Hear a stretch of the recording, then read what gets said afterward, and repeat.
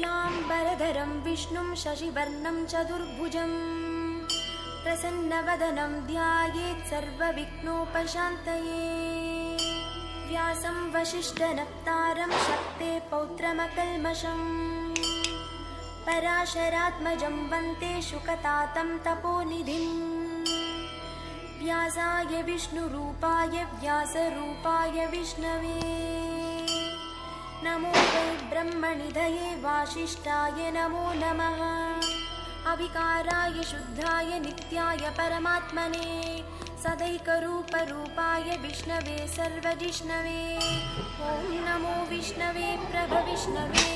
श्रीवैशम्पायन उवाच श्रुत्वा धर्मानशेषेण पावनानि च सर्वशः युधिष्ठिरश्शान्तनवं पुनरेवाभ्यभाषत। युधिष्ठिर उवाच किमेकं दैवतं